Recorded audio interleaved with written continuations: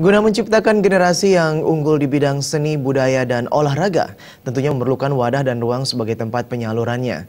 Kompetensi personal dari para pendidik juga sangat menentukan guna meraih hasil maksimal bagi anak didiknya. Guru diharapkan mampu meningkatkan kompetensi sesuai topoksinya, yakni mencetak generasi berpendidikan, berkarakter, dan berakhlak baik. Seperti diungkapkan Kepala SMP PGRI 2 Denpasar Dr. Gede Wentan Arya Suda, segenap komponen harus memberikan ruang berekspresi bagi generasi muda, terutama dalam hal pelestarian budaya leluhur.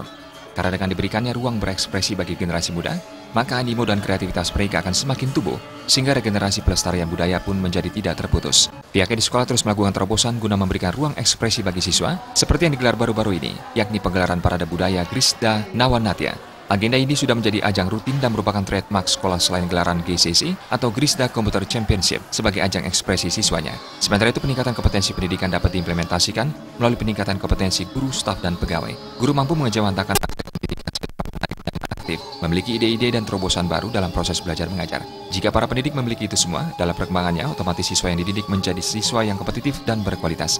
Seni, olahraga, dan budaya menjadi peran penting dalam meningkatkan prestasi siswa di samping kemampuan akademik. Dengan seni dan olahraga, kemampuan siswa dalam berinteraksi sosial akan terlatih sejak dini. Selain itu, fisik akan semakin terjaga yang berdampak pada peningkatan konsentrasi dalam proses belajar mengajar.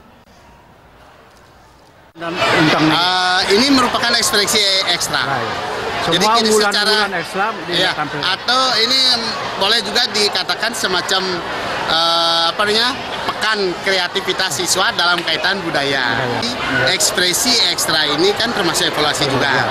Evaluasi dalam arti sejauh mana ekstra-ekstra itu sudah bisa menghasilkan produk atau ada produknya atau membina siswanya menjadi sukses kan gitu.